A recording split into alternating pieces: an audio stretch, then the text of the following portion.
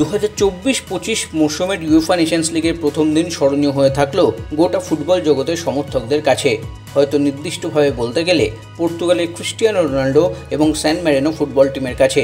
ক্রোয়েশিয়ার বিরুদ্ধে পর্তুগাল 2-1 গোলে জিতে যাত্রা শুরু করলো, আর সেই ম্যাচে একটি গোল করে রোনাল্ডো হয়ে গেলেন বিশ্বের প্রথম খেলোয়াড় যিনি নিজের কেরিয়ারে করেছেন 900টি গোল, অবশ্যই ক্লাব এবং দেশের হয়ে মিলিয়ে। কিছুদিন আগেই নিজের ইউটিউব চ্যানেলে প্রাক্তন ম্যানচেস্টার ইউনাইটেড ক্লাব সতীর্থ তথা প্রাক্তন ইংল্যান্ড তারকা রিও ফার্ডিনান্ডকে জানিয়েছিলেন পর্তুগিজ সুপারস্টার তার মনের কথা। বলেছিলেন যে তার আসল লক্ষ্য কেরিয়ারে 1000 গোল করার, আর সেই স্বপ্নের দিকেই এক পায়ে এগোলেন ক্রোয়েশিয়ার বিরুদ্ধে।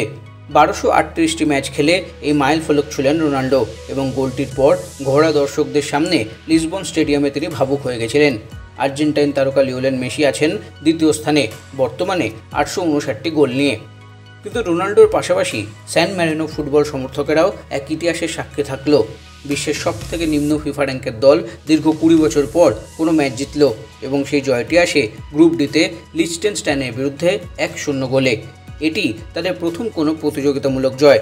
এর আগে একটি মাত্র ম্যাচ তারা জিতেছিলেন, এবং সেটি একটি আন্তর্জাতিক ফ্রেন্ডলি, এবং আশ্চর্যজনকভাবে সেটি এই লিচটেনস্টাইনের বিরুদ্ধেই 1-0 গোলে 2004-এ। তারপর থেকে কেটে গেছে 20 বছর এবং 140টি ম্যাচ, আর অবশেষে জয়ের খরা কাটল নিকো সেন্সোলির করা একমাত্র গোলে।